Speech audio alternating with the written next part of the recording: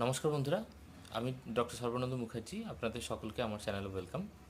বন্ধুরা, আমি যে ভিডিওগুলো বানাচ্ছি সেই ভিডিওগুলি মেডিকেল রিলেটেড ভিডিওগুলি সাধারণত থাকে, এবং সেখানে হোমিওপ্যাথি রিলেটেড ভিডিওও থাকে, এবং এডুকেশনাল ভিডিওগুলো থাকে মেডিকেল রিলেটেড। তো সেইগুলো জাস্ট আমি আপনাদের সাথে শেয়ার করি এবং এইসব বিষয়গুলো নিয়ে আলোচনা করি, এবং চেষ্টা করি আপনাদেরকে যতটা সম্ভব সঠিক ইনফরমেশন দেওয়া। তো অবশ্যই আপনারা, আমি যে ভিডিওগুলো বানাচ্ছি বা যে ভিডিওর যে মেডিসিনগুলো আপনাদের সাথে বলছি, তো সম্পূর্ণ বিষয়টা কিন্তু এডুকেশনাল পারপাস। এখানে আমি সকলের মতামতকে রেসপেক্ট করি।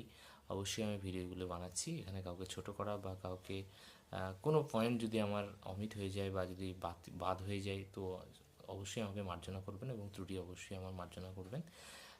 তো সেটা কোনো ব্যাপার নেই। অবশ্যই আমরা ভিডিওগুলি ইনফরমেটিভ ভিডিও বানাচ্ছি এবং এডুকেশনাল পারপাস ভিডিও বানাচ্ছি।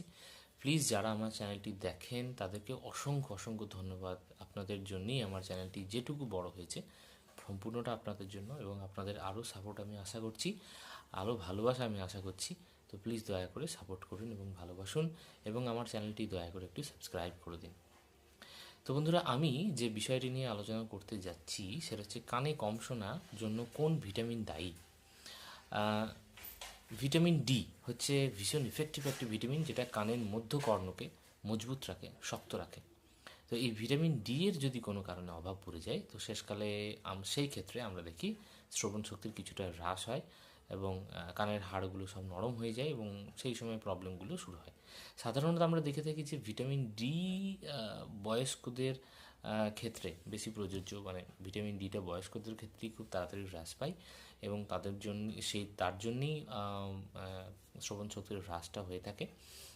এছাড়া অনেক সময় কিছু কিছু পরিবেশগত দিক থেকে বা কিছু কিছু স্বাস্থ্যগত দিক থেকে এবং বিপাকীয় কিছু কারণের দিক থেকেও অনেক সময় ভিটামিন ডিটা কমে যায়।